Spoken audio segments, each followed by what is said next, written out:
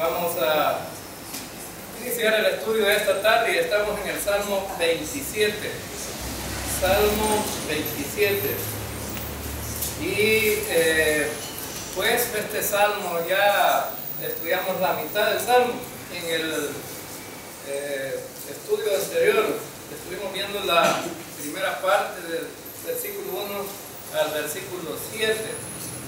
Ahora vamos a ver el versículo 8 hasta el final. Este salmo pues es precisamente el testimonio de la vida de David, el testimonio de la relación personal de David con Dios. Y Martín Lutero decía: nadie puede entender la vida cristiana a menos que haya tenido una relación personal con Dios. Y es cierto, ¿verdad? Nadie lo puede entender. Para algunos, cuando nos reunimos aquí a estar una hora reunidos, para algunos que nos ven, podría ser una locura de perder una hora en un culto, un estudio bíblico. Bueno, un amigo me decía, es perder dinero. En una hora de trabajo se puede ganar mucho, ¿verdad? Entonces, bueno, y es más, este amigo decía, en un año, una hora, perdés una gran cantidad de dinero. O sea que él estaba evaluando la relación personal que uno puede tener en base al dinero. David pues fue un hombre, un pastor de ovejas, que luego fue rey y un guerrero, un hombre valiente, un hombre que se destacó y que llegó a tener el máximo éxito a través de llegar a ser rey y dejar la paz a su hijo Salomón con todos los enemigos, todos los pueblos. Salomón tuvo la máxima expresión de paz que Israel ha tenido. David no, era un guerrero, ¿no? Un hombre que estuvo en batalla constantemente tratando de llegar a alcanzar la promesa de Dios. Dios le dijo: tú vas a ser rey. Y David, a pesar de que no llegaba inmediatamente a ser rey, esperó muchos años para ser rey. Y esperó en Dios, no esperó en el esfuerzo personal que él podía tener. Él luchaba, huía, se alejaba muchas veces de las ciudades que él constantemente quizás tenía como experiencia de vida. Entonces muchas veces tuvo que ir al exilio y estar allá un tiempo alejado, pero más sin embargo llegó a tener una relación tan personal con Dios que en este salmo precisamente se expresa. Ahora, todos aquellos que no han pasado una tribulación, una angustia, una desesperación, un problema serio en la vida, no pueden decir lo mismo como cuando alguien ha pasado una tribulación muy difícil. La experiencia de aquel que ha sufrido es una muy diferente a aquel que no ha sufrido. La experiencia de una persona que ha tenido enfermedad y que le han dicho: bueno, estás quizás desahuciado de los médicos y estás para morirte. Entonces, tiene una experiencia diferente a aquel que nunca ha tenido una enfermedad de gravedad. Ahora entonces, pero cuando este hombre, teniendo esa enfermedad grave y que los médicos dicen: no, tú ya no tienes esperanza, y recibe la sanidad, recibe un milagro de parte de Dios, entonces esa experiencia es una experiencia muy diferente a aquel que todavía no ha pasado pruebas o dificultades.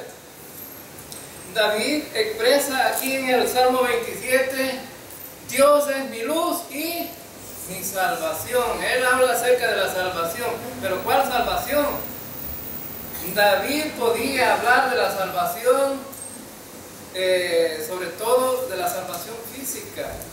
Él era un creyente, por supuesto, que tenía una relación personal con Dios, pero constantemente él puede expresar de una manera más directa las hazañas que tuvo que pasar para llegar a decir, Dios es mi luz y mi salvación. Fíjense bien que tuvo que enfrentarse como pastor en defensa de su rebaño a animales feroces. ¿Quién de nosotros enfrentaría a un león? Yo creo que nadie, quizás ninguno de nosotros. Yo no me atrevería, hermanos, a enfrentarme a un león, si es que, ¿verdad? Si cuando vemos a un animal de esos sabemos que es un animal feroz. ¿O quién se enfrentaría a un oso? Que las garras son como cuchillos, ¿verdad? Cuando araña, rasgan la carne. Pero David expresa cuando fue y estaba los filisteos, ¿verdad?, en una línea y estaba el pueblo de Israel en otra línea y nadie se atrevía a atacarse. Entonces aparece un gigante ahí de 3 metros y medio. Ahora, 3 metros y medio, hermanos, es un hombre alto. Ahora entonces, y uno podría decir, bueno, qué hombre más grande, y entonces aún Saúl tenía miedo, tenía temor de enfrentarse porque no se atrevía. Es más, Saúl dijo, si alguien de ustedes, le dijo al ejército, se enfrenta a él y lo vence, yo lo voy a premiar. ¿Y cuál creen ustedes que era el premio? Lo voy a casar con mi hija. Lo voy a casar con mi hija y va a vivir en mi palacio, en mi casa. Va a ser un hombre importante. Y David le gustó, ¿verdad? Llegó a dejar el almuerzo a los hermanos y preguntó, ¿y qué dan por enfrentarse a ese hombre? Pero a David no creen ustedes que el interés máximo era casarse. Era un joven. Algunos escritores dicen que era un mancebo, un hombre de 17 años apenas. Ahora entonces, pero él dice, bueno, ¿y cuál es el problema para enfrentarse a ese hombre? Entonces, David dijo, bueno, yo me voy a enfrentar, si he vencido a un león, a un oso, ¿y cómo no me voy a enfrentar a ese incircunciso que está blasfemando en contra de los ejércitos de Dios? Y está hablando de Dios en otras palabras. Ahora, entonces David se enfrentó a ese gigante y bastó, ¿verdad?, una piedra y una onda para vencerlo. Ahora entonces, pero uno podría decir, bueno, fue una chiripa, como decimos aquí en El Salvador, ¿verdad?, que le pegó en un buen puesto y lo derribó. No, hermanos, ¿saben qué dijo David antes de empezar a pelear? Tú vienes con espada y jabalina y con escudo, pero yo voy a pelear en el nombre de Jehová. Entonces, David tenía en su mente, si Dios me libró de la garra del león y el oso, ¿cómo no me va a librar de este filisteo? Ahora yo voy a pelear en el nombre del Señor, de Jehová de los ejércitos. En el nombre de Él voy a pelear y Él va a ganar la batalla. Ahora entonces, hermanos, debemos de tener en mente una cosa importante: las batallas, las guerras que nosotros como creyentes libramos, nosotros no las vamos a ganar. No las vamos a ganar. ¿Saben quién las va a ganar? Es Dios. Dios sí las va a ganar. Él las va a ganar. De repente, este hombre que se llama Martín Lutero se enfrentó a una maquinaria religiosa poderosa. Y cuando él empezó a decir que la salvación no era comprada, que era por fe, y empezaron a perseguirlo y querían matarlo. ¿Saben qué dijo él? Dios y yo somos multitud. Ahora entonces, pero él solo, hermano, no era nada. ¿Quién es que tenía el poder y el control de todo? Era Dios. Ahora entonces, ojalá que nosotros podamos tener ese espíritu, ¿verdad?, en nuestra vida, decir, Dios está conmigo, Él no me va a dejar perecer, Él me va a sacar adelante, Él me va a volver un victorioso, porque en Él confío. Entonces David podía decir con la vida práctica, Él es mi escudo, mi salvador, Él es mi fuerza, Él es mi castillo, mi fortaleza, Él es el poderoso de Israel. Solamente así, hermano. Entonces, pero si a alguien no le ha pasado nada, pero ni siquiera un mosquito le ha picado, ¿verdad? Dice, bueno, ¿qué? Yo no siento, ¿verdad?, ese poder que algunos manifiestan tener, que Dios tiene. Ahora entonces, y a lo mejor no le ha pasado nada porque no está involucrado en nada en las cosas de Dios. Cuando uno empieza a servir al Señor, cuando uno se mete en las cosas de Dios, ahí es donde vemos las cosas serias, ¿no? Porque hay una guerra espiritual, ¿sabían ustedes? Una guerra espiritual. Si usted no quiere tener ningún problema en las cosas de Dios, no se meta en nada. Pero también se va a meter en problemas. ¿Con quién? Con Dios. No va a tener problemas a lo mejor del enemigo, pero va a tener problemas delante de Dios. Ahora, un hombre, ya les he contado, un diácono decía, de la iglesia de Lolotique, decía, le preguntaron, ¿y usted cómo está? En victoria. En victoria. Entonces, ¿y qué es usted en la iglesia de diácono? Ah, es importante, hay una iglesia, le dijo, ¿verdad?, un anciano. Sí, le dijo, yo soy diácono. Ahora entonces, ¿y qué hace en la iglesia? Nada, le dijo. Por eso es que le di en victoria, porque no hacía nada. Métanse en las cosas del Señor, hermano, y va a haber dificultades. Y aún a veces las dificultades empiezan en la misma casa, en la misma familia.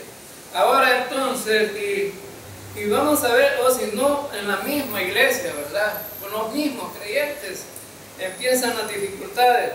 Ahora, por eso él pudo decir, Jehová es mi luz y mi salvación. La luz, hermanos, sabemos que la luz se necesita para poder ver todos los obstáculos que tenemos por delante.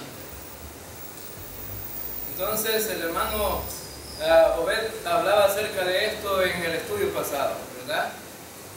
Que la luz pues es fundamental, y a veces nosotros no entendemos cuál es la luz.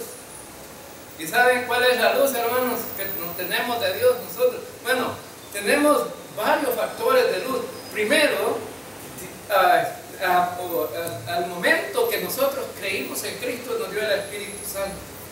¿Y para qué sirve el Espíritu Santo? Para llevarnos a la verdad y para guardarnos en la hora de la prueba. También tenemos la palabra de Dios como luz.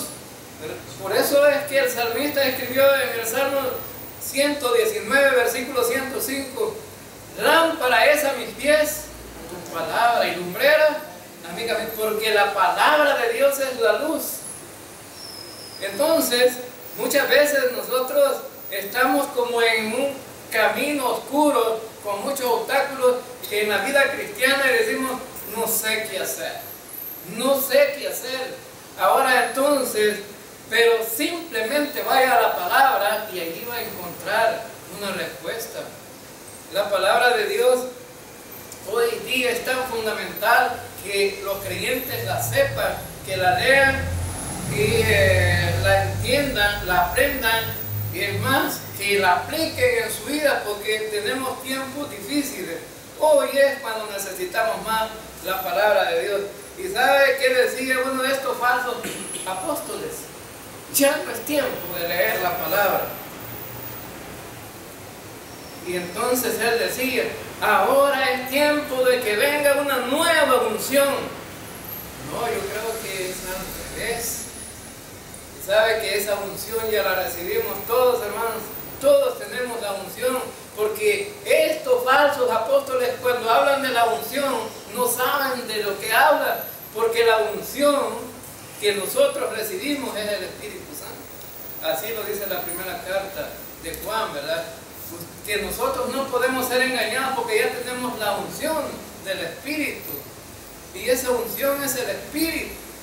Ahora, no es una nueva ola, o no es hay un movimiento religioso que ve al movimiento del Espíritu Santo y los dones espirituales como una ola. Y así le llaman la primera ola, la segunda ola y la tercera ola. Entonces, la palabra de Dios es nuestra luz. Y David se había centrado en esas dos cosas, tenía muy claro. Él decía, bueno, Dios es mi salvación y Dios es mi luz. Y en esas dos cosas voy con convicción y con seguridad. Y es más, él decía, ¿verdad? He demandado de Dios que yo pueda estar en su santo templo todos los días de mi vida. ¿Y por qué en el templo? Para los judíos el templo es tener una relación personal con Dios, porque allí venía, ¿verdad?, Dios a morar. En el tiempo de David no había templo, solamente un tabernáculo, pero como David andaba huyendo, hubo tiempo que no podía estar ahí y anhelaba tener esa relación personal con Dios. Y él decía, bueno, entonces nosotros debemos de tener en claro que todas las aflicciones, todas las situaciones de la vida, todas las circunstancias difíciles, entonces para nosotros se vuelven un obstáculo en la vida cristiana. Pero más sin embargo, David retomó estos obstáculos y dice, bueno, en Dios tengo toda mi fuerza, fortaleza. Aunque vengan guerras, no temeré. Aunque vengan conflictos, no temeré. Porque Dios es mi fuerza. Ahora, cuando David añora el templo es porque dice, bueno, allí a tener esa relación tan personal con Dios, voy a estar seguro. Ahora, y una de las cosas fundamentales para David era acordarse de las victorias que había tenido. ¿Sabe cuál es el gran problema de los creyentes muchas veces, hermanos? No nos acordamos de las victorias que hemos tenido en el Señor, sino que ¿de qué nos acordamos nosotros? De las derrotas. Y por eso ahí flaqueamos, de las derrotas. Cuando nos acordemos de la victoria, entonces nuestra fe va a estar aferrada a ese Dios que nos ha dado la victoria. Fíjense bien que las victorias son las que promueven la fe en la vida de un creyente. Las victorias. Las derrotas sirvieron simplemente como algo de motivación para levantarse otra vez. Porque no hay que quedarse ahí derrotado. Ahora entonces, y él dice, bueno, hay muchas cosas fundamentales, ¿verdad?, en los versículos que leímos, pero solamente estamos haciendo una remembranza de lo que ya vimos. Y también él dice, bueno, aunque tengo enemigos, dijo David, aunque tengo enemigos, en Dios yo puedo levantar mi cabeza. Él es quien me vuelve erguida la cabeza, por lo tanto, no voy. Cuando uno está con la cabeza hacia abajo, hermanos, está en señal de derrota. Cuando una persona tiene erguida la cabeza hacia el frente, sabe que está victorioso. Ahora, pero no de orgullo, vanidad o cosas así, sino más bien de lo que Dios ha hecho en nuestra vida. Ahora, entonces, podemos decir, hermanos, a través de estos primeros versículos que estudiamos, es que David pues tenía esa convicción plena de que en Dios está la victoria y debemos de tenerla nosotros también. Si nosotros estamos a lo mejor pasando por crisis, en Dios tenemos la victoria, hermano. Aunque nosotros digamos yo estoy derrotado, en Dios tenemos la victoria. Acordémonos. Y un ejemplo bien claro es, voy a poner unos ejemplos en el Antiguo Testamento, bien claro. Estaba este hombre, profeta de Dios, que le sucedió a Elías, a Eliseo.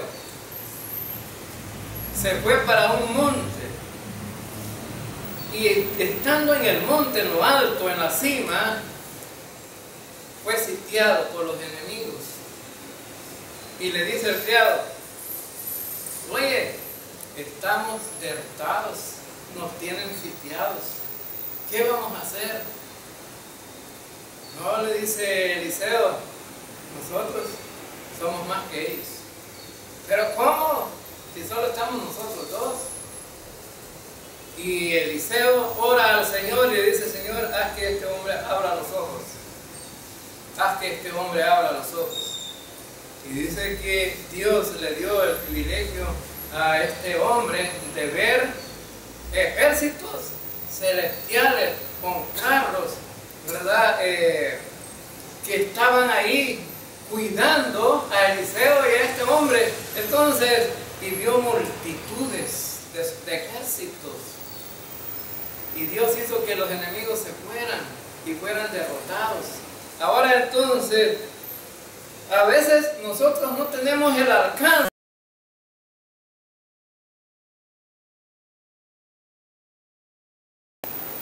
Porque a veces nosotros pensamos que lo que Dios ha hecho no es nada en nuestra vida. Empezando por el milagro de la salvación, hermano. Eso es lo más grande que pueda ocurrir a una persona, a un ser humano. Porque la Biblia dice que estábamos muertos en nuestros delitos, pecados. Pero Dios nos dio a través de Cristo la salvación y ahora estamos vivos, ¿verdad? Tenemos vida eterna. Ahora entonces, y luego, muchos de nosotros hemos recibido favores de Dios. Favores de Dios. Y algunos quizás usted no pudo ni ver el milagro que Dios le hizo. No lo pudo ver. Ahora entonces, yo le doy gracias a Dios por mi hermano mayor. Mi hermano mayor, bueno, si hubiera muerto en el tiempo de la guerra, no se hubiera salvado. Un día me avisaron y me dicen: bueno, tu hermano lo tienen haciendo un hoyo y ahí lo van a enterrar. Entonces, y era cierto, estaba haciendo ese hoyo. Ahí lo van a enterrar. Me vino a avisar un señor a las 6 como a las 5:30 de la tarde. Allí, ¿verdad? Entonces, y en ese tiempo no había que conducir para ningún lado, había paros y había de todo. Ahora entonces, que nos pusimos a orar simplemente con mi esposa en el cuarto y oramos por él. Entonces, y a las 5 de la mañana estaba tocando la puerta aquí en la casa. Entonces yo dije: bueno, falto de fe todavía, ¿verdad? Yo dije: vienen a avisar que estaba muerto mi hermano. ¿Y sabe quién era el que estaba tocando la puerta? Mi hermano. Ahora entonces, y a partir de ahí él pudo viajar a los Estados Unidos, allá tuvo dificultades en la vida y todo, y fue prácticamente por ir allá. Vivió una vida desordenada, alejada de Dios, y cuando le dio un parálisis, entonces empezó a clamar a Dios. Empezó a clamar a Dios. Entonces, y cuando vino de regreso a Estados Unidos, aquí él se salvó. Entonces le doy gracias a Dios porque contestó la oración para una oración que nosotros hicimos, la contestó para que se salvara uno que no era creyente. Pero ¿cuál era el propósito de Dios? Que este que no era creyente un día fuera creyente y tuviera la salvación y la vida eterna. Y entonces, y me alegro por él, porque cuando ya antes de morir, recuerdo que estábamos platicando con él y él me dijo: mira, hermano, me dice, aquí yo entendí cómo ser salvo. En Estados Unidos me llevaban del profeta Ronnie Chávez y aquel hombre hablaba una cosa y otra, que daba dones y todo, y pagábamos $20 por el don, pero yo no recibía nada, ni entendía nada de la vida cristiana. Era prácticamente un religioso.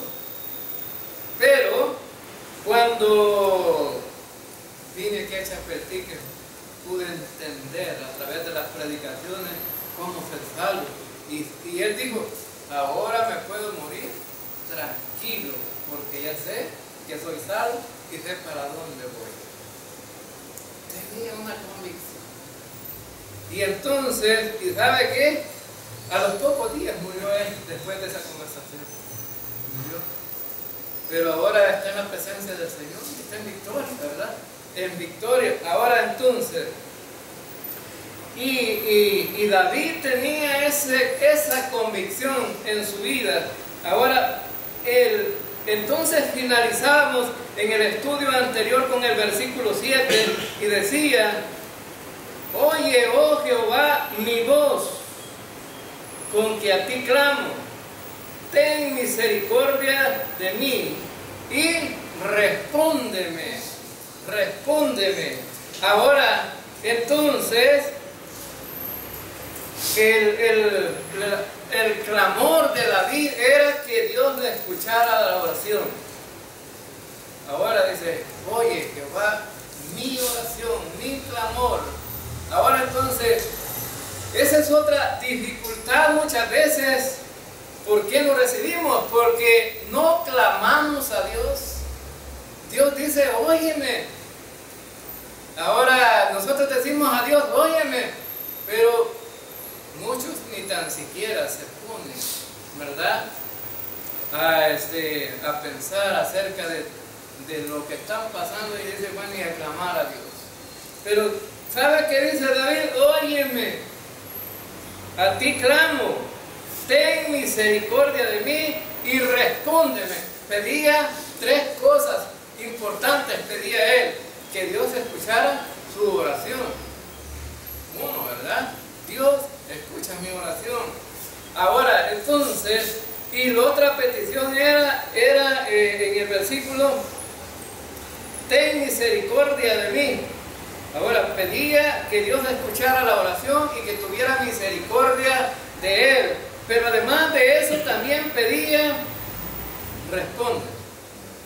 3 cosas: oye, ten misericordia y respóndeme. Y respóndeme. Ahora entonces, son 3 cosas fundamentales en la vida de un creyente. El creyente siempre debe estar en esa expectativa de clamar a Dios. Y Jesús lo planteó de esta manera. Había una mujer, ¿verdad?, y un juez injusto que nota esa ilustración que podemos leer ahí en Lucas, ¿verdad?, en el capítulo 18 de Lucas. La ilustración es que la insistencia es importante. Es importante. Dice: esta mujer era molesta de tanto insistir en pedir al Señor en oración. Ahora, y dice que el juez dijo: aunque no temo a Dios ni a los hombres, le voy a hacer justicia, porque me es molesta. Y así dice que debemos de ser los creyentes, insistentes en la oración. Y David dice: a ti clamo. Y otra de las cosas dice: bueno, Señor, como decía la hermana Luisa y la hermana Julia, algunos se acordarán de ellos, ¿verdad? La hermana Luisa y la hermana Julia decía: a mí no me gusta trabajar de choto. La palabra de choto significa: no me gusta trabajar inútilmente o perder el tiempo, perder, ¿verdad?, la conversación, que sea estéril. Decía la hermana Elisa, decía, oren por Davidito, hermanos. Oren para que se congregue Davidito. Cuando la hermana Luisa, cuando él fue a estudiar, y cuando la hermana Luisa se congregaba aquí, Davidito no aparecía por aquí. No aparecía. Y la oración de la hermana Luisa siempre, oren por Davidito, para que venga y se congregue. Y siempre la mayor insistencia de la hermana era por Davidito. Entonces, ¿y qué pasó? Pues la hermana se murió sin ver a Davidito en el templo. Pero ¿saben qué pasó? Inmediatamente se muere el hermano empezó a congregarse. Tal vez algunas cosas no las vamos a ver nosotros, hermanos, a través de la insistencia de nuestra oración, pero la verán otros, ¿verdad? Y la oración será contestada en el tiempo de Dios. Ahora entonces, y dice, bueno, dice el final del versículo, pues responden. Las oraciones siempre son contestadas. No hay ninguna oración que no sea contestada. Pero no como nosotros queremos muchas veces, sino como Dios quiere responderlo. Ahora entonces, ¿y sabe qué dijo Dios a David? David estaba insistiendo, ay Señor, óyeme, Señor, respóndeme, ten misericordia de mí. ¿Y sabe qué le dijo el Señor a David? Leamos el versículo 8, que dice, mi corazón ha dicho de ti, buscad mi rostro, tu rostro buscaré, oh Jehová. Bueno, en otras Biblias más literales que la Reina Valera, dice, bueno, hombre, me estás diciendo que te oiga, que tenga misericordia, ¿verdad? Contéstame la oración. Ahora, vamos pues, manos a la obra, ponte a orar, ¿verdad? Busca mi rostro, significaba, ponte a orar y búscame. Ahora entonces, significa entonces que no simplemente tirar las palabras al aire para que el viento se las lleve, sino Dios dice, bueno, yo quiero cosas prácticas. Si estás pidiendo que yo te responda, ponte de rodillas o ponte a orar y vamos a ver. Y va a haber una respuesta. Ahora entonces, el versículo dice, bueno, si tu corazón está diciendo que me buscas, pues búscame. Y yo te responderé, clama a mí y yo te responderé. Y dice, tu rostro buscaré, oh Jehová. Entonces David está dándose como la respuesta. Si tú dices que, bueno, que te busque, yo te buscaré. Ese debería de ser la iniciativa de todo creyente. Dios no nos está diciendo, búscame en oración, que yo estoy dispuesto, solamente tienes que hacerlo. Ahora entonces, la iniciativa aún empieza de Dios y el Señor dice, búscame. Ahora solamente tienes que ponerte en oración. Ahora entonces, ¿cuál debe de ser la respuesta de cada uno de nosotros? Buscar al Señor. Pero ¿cómo le buscamos? ¿Cómo le buscamos? Tiene que haber una manera de buscar al Señor, y la manera de buscar al Señor es la manera que Dios ha dejado a través de esa relación personal de la oración, de leer y su palabra, de entrar en ese compañerismo con Dios a través de los recursos que Él ha dejado. Ahora, y bueno, el recurso importante de la oración lo tenemos ahí. Dios dice, bueno, este es un recurso que tenemos, importante. Ahora entonces, me dice el hermano Abel ayer, ¿verdad? yo sugeriría que hiciéramos este culto de oración un poco más tarde para que vengan todos los empleados. Ahora entonces, ¿vendrían los empleados al culto de oración? Es la pregunta que yo hago, ¿verdad? ¿Vendrían los empleados al culto de oración? Ahora entonces, y tenemos, ¿verdad? Empleados que podían venir al culto de oración y no era por el tiempo, ¿verdad? ¿Por qué no vienen al culto de oración? Porque simplemente no les gusta, no quieren. Ahora entonces, significa entonces que cuando la gente está dispuesta, ¿verdad? Va a buscar al Señor. Y sabe, el éxito de la vida de la iglesia tiene que ver mucho con la oración y con el evangelismo. Dos cosas que tenemos que meternos en eso, ¿verdad? Así que estamos llamados todos a venir al culto de oración.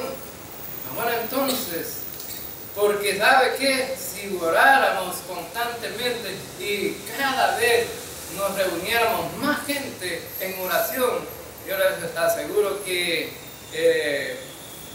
como decía la hermana Julia, estas vías temblarían.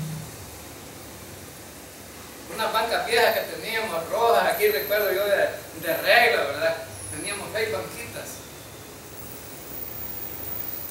Y les propongo yo, ¿verdad? Hermanos, compremos unas 50 sillas, por lo menos, que estas hay banquitas viejas que tenemos. ¿Y para qué? Me dijo la hermana Julia. ¿Para qué vamos a comprar sillas nuevas? Miren, tenemos 6 bancas y solo las pasan. Solo las pasan. ¿Y cuál será el problema? Le digo yo, ¿verdad? ¿Por qué pasan tan solas? A lo mejor esas banquitas ya tienen maldición, le digo yo, ¿verdad? Por eso es que ya nadie viene. Ahora entonces, no, me dijo, es que si oráramos, me dijo la hermana, como se debe, estas bancas temblarían. Y ella me dijo, no compremos días, hermano, porque solo reclavémoslas para que no se muevan tanto. Y entonces, pero la iglesia acordó comprar 50 sillas. Hermanos, no habían pasado 2 semanas cuando esas 50 sillas no alcanzaron.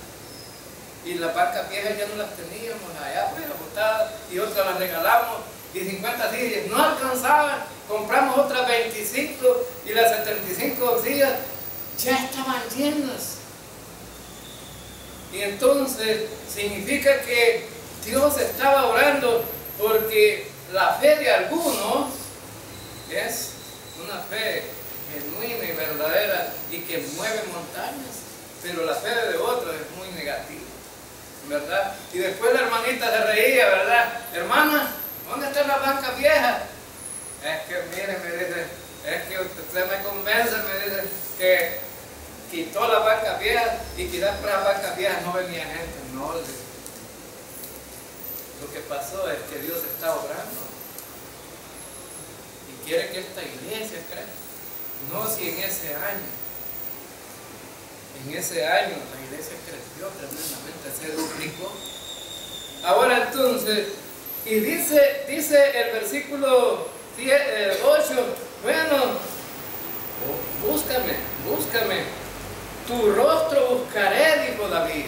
Entonces, eso es lo positivo de todo esto. Versículo 9 dice, no escondas tu rostro de mí, no apartes con ira a tu siervo, mi ayuda has sido, no me dejes ni me desampares, Dios de mi salvación. Ahora David estaba haciendo una oración en este versículo 9, dice, bueno, no escondas tu rostro de mí. ¿Puede Dios esconder el rostro de nosotros, hermanos? Pues sí, puede Dios esconder el rostro de nosotros. Y David tenía la experiencia cuando escribió este salmo. ¿Saben que David pecó?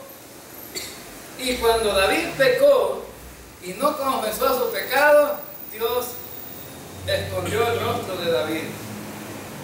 Empezaron David a tener problemas en la familia, empezó David a enfermarse él mismo. Describe en el Salmo 32 y en el Salmo 51 que le vinieron terribles enfermedades. Y dice, hasta que confesé mi pecado. Hasta que confesé mi pecado. Entonces, hay problemas cuando nos alejamos de Dios o cuando queremos vivir la vida cristiana en pecado. Dios va a apartarse. Por eso Él dice, bueno, Señor, busco tu rostro, pero no escondas tu rostro de mí. Ahora, la manera como Dios puede esconder el rostro de nosotros es cuando hemos pecado y no queremos confesar nuestro pecado. Hoy como iglesia, ahora entonces nos volvemos enemigos de Dios. Y Dios no quiere tener una relación con alguien que es su enemigo. Hasta que nosotros volvemos a la comunión con Él. Y entonces David pudo decir con esa experiencia de que Dios había apartado su rostro, pudo decir, bueno, que su piel se había pegado en sus huesos y que le había dado una tremenda fiebre. Y que, bueno, dice, él pedía, límpiame con hisopo. O sea, está mostrando ahí un sufrimiento en su cuerpo físico, pero dice, bueno, pero confesé mi pecado. Y ahora dice, bueno, en el Salmo 51, versículo 12, él dice, bueno, la salvación no estaba en juego para nada, ahí, ¿verdad? Sino más bien era la comunión y la relación personal con Dios. En el Salmo 51, versículo 12, ¿qué dice? En el versículo 12, Salmo 51, versículo 12, él dice, vuélveme el gozo de tu salvación y espíritu noble me sustente. Es decir, David le dice, vuélveme el gozo. Cuando Dios aparta el rostro de nosotros, se nos va a ir el gozo. Si somos creyentes, se nos va a ir el gozo, la alegría de ser creyentes se va. Hay gente que son creyentes, han sido creyentes, dicen ellos, yo fui creyente y de los buenos, dice, un tiempo, pero ahora ya no soy. Tienen ese concepto, sobre todo en las iglesias legalistas, ¿verdad? Tienen ese concepto que se puede ser creyente un tiempo y dejar de ser creyente. ¿Se puede? ¿Sí o no, hermano? No se puede. Cuando seas creyente para siempre. ¿Qué realmente lo que la gente... Bueno, algunos los botan de la iglesia porque pecaron, ¿verdad? Y en lugar de restaurarlos, los echaron de la iglesia y le dicen, tú ya estás condenado, estás para ir al infierno. Hay muchos creyentes que así piensan porque así se los han dicho. Los pastores se han dicho una gran mentira. Ahora, y la gente se va triste y dice, bueno, como ya no soy nada, entonces voy a vivir la vida como yo quiera, en el pecado. Pero David había pecado, y algunos pecados de David, ¿verdad?, se iban sumando. Ahora entonces, pero David dice, bueno, vuélveme el gozo de mi salvación. David había perdido la alegría.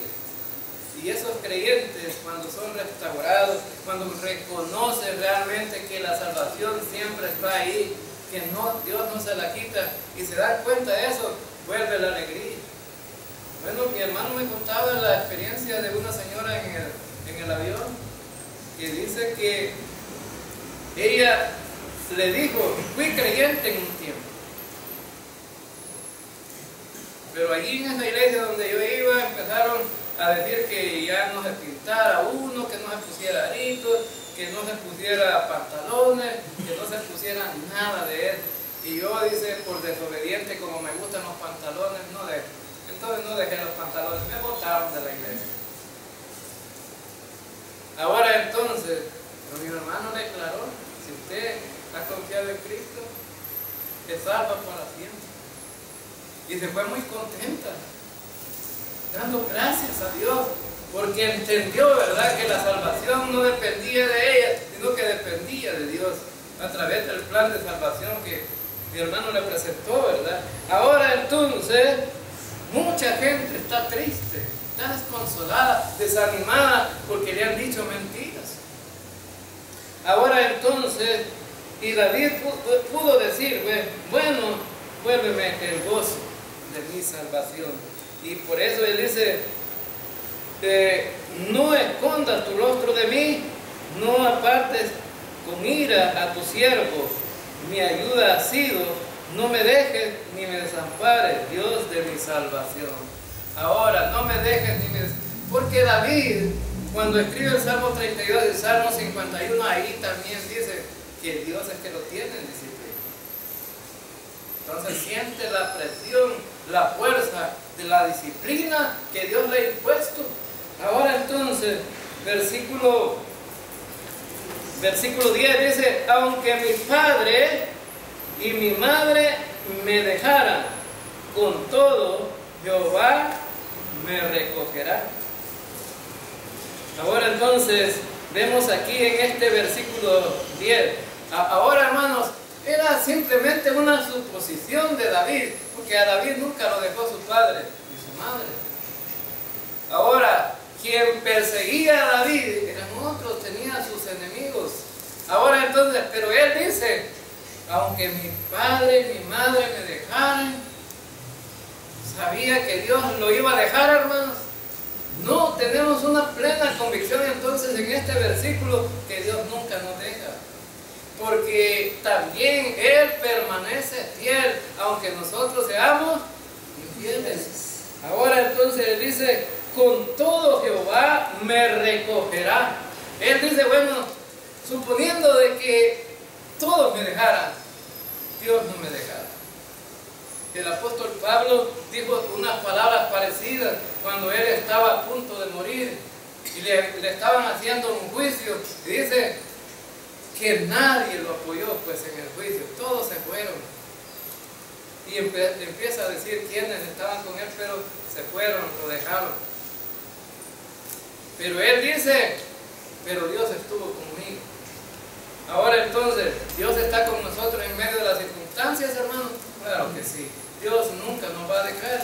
Y Jesucristo dijo, yo estoy con ustedes todos los días, ¿verdad? Hasta el fin. Es una promesa para nosotros, que el Señor va a estar con nosotros hasta el último momento. Y dice en el versículo 11, enséñame, oh Jehová, tu camino, y guíame por sendas de rectitud, a causa de mis enemigos. Ahora entonces, cuando hablamos acerca del camino, enséñame Jehová tu camino, ¿de qué trata? ¿De qué se trata? En la vida de la iglesia, nosotros, bueno, cuando hablamos del camino, cuando hablamos de caminar, hablamos de la vida cristiana, ¿verdad? Entonces, David decía, enséñame a no ofenderte, a no ser mal testimonio para otros. Porque a David, ¿sabían ustedes que a David lo acusaban constantemente? David tenía muchos enemigos, y algunos enemigos que David tenía eran enemigos de la lengua. Porque con David a la gente le costaba enfrentarse porque era un guerrero para pelear, ¿verdad? Pero con la lengua tenía unos enemigos. Había un hombre que le fue a poner en mal con el rey Saúl, diciéndole que David quería hacerle daño a Saúl. Y David, vemos en la historia de David y Saúl que David nunca le quiso hacer daño a Saúl. Es más, tuvo la oportunidad de hacerlo, pero no lo hizo, porque cuando sus soldados le dijeron, hoy era el momento de que podría haber matado a Saúl. Y él dijo, yo no voy a pelear en contra del ungido de Jehová. Ahora entonces David tenía claro eso, que Saúl era el ungido de Jehová. Ahora, y uno podría decir, bueno, te han dado la promesa de que tú vas a ser rey, y para que seas rey más pronto, mejor mátalo. Pero David dice, no me compete a mí. El día que Saúl desaparezca, va a ser a través de la mano de Dios. Él va a ver cómo va a ser. Ahora entonces, y él dice, enséñame tu camino a dar un buen testimonio delante de mis enemigos. Que no hayan los medios, no hayan la manera como mis enemigos puedan hablar. Y los creyentes debemos también de pensar así, hermanos. Deberíamos de pensar así. Que no haya un motivo para que la gente pudiera hablar, ¿verdad? Porque la gente está enfocada en la vida de nosotros. Una mujer me decía que los creyentes pelean. Me preguntó una vez una mujer, ¿los creyentes pelean? Entonces, y yo le dije, sí, todavía pelean. Que yo pensé que los creyentes eran santos, me dije que no peleaban. No, si todavía pelean. Por eso es que tengo unos vecinos que los he visto pelear. Sí, compréndalo, porque es la vieja naturaleza. Pero están dando mal testimonio, la gente ya no cree en ellos. Ah, sí, eso es cierto. La gente siempre está viendo el testimonio de nosotros. Ahora entonces, y dice en el versículo 12, no me entregues a la voluntad de mis enemigos, porque se han levantado contra mí testigos falsos y los que respiran crueldad. Oigan bien, testigos falsos. Ahora entonces, los testigos para Israel no tenía que ser así, que hubieran testigos falsos.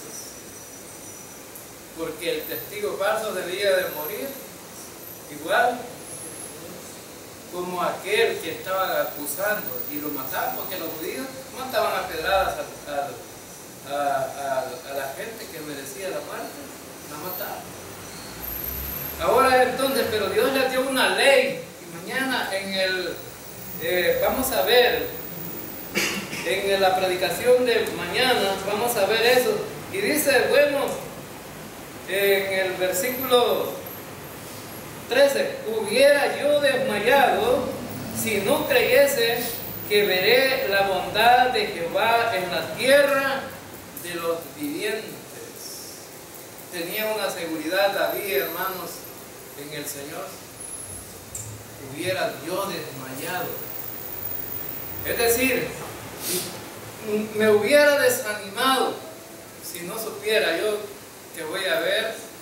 Fíjense bien, dice la bondad de Jehová en la tierra de los vivientes. Dios ha sido bondadoso con nosotros. Y esa bondad se ha extendido no solamente para la vida ahora, sino más allá.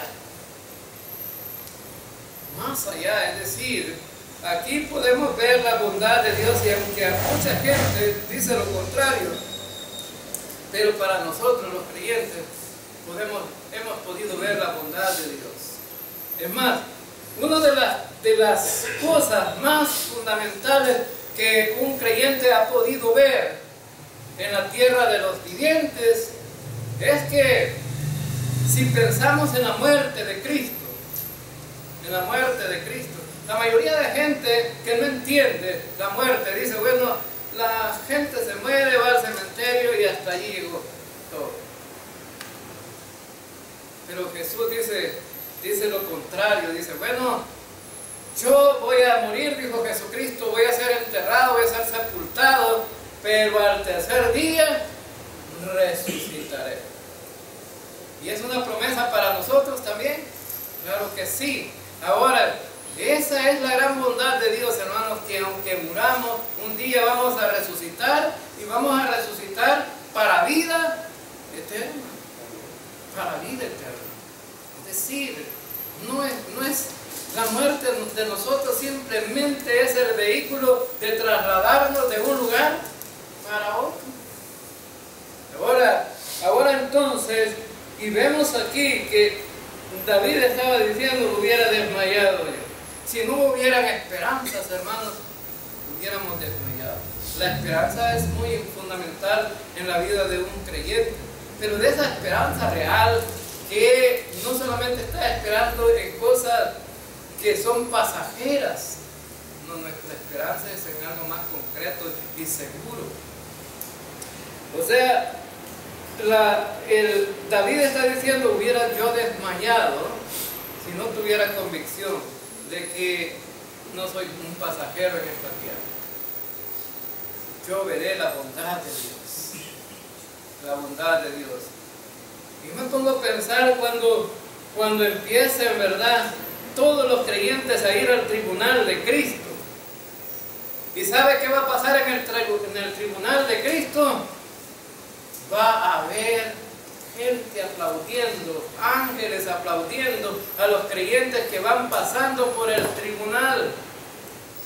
Es decir, es una alegría, es un gozo. Es decir, hay victoria en la vida de los creyentes. No, los creyentes no vivimos en derrota. Por eso David pudo decir, Jehová es mi luz y mi salvación. ¿A quién temeré? La palabra temer ahí significa terror. No significa simplemente un miedo, ¿verdad?, sino un terror. Ahora, no tendré terror de nada. Y dice el versículo 14, aguarda a Jehová, esfuérzate y aliéntese tu corazón. Sí, espera en Jehová.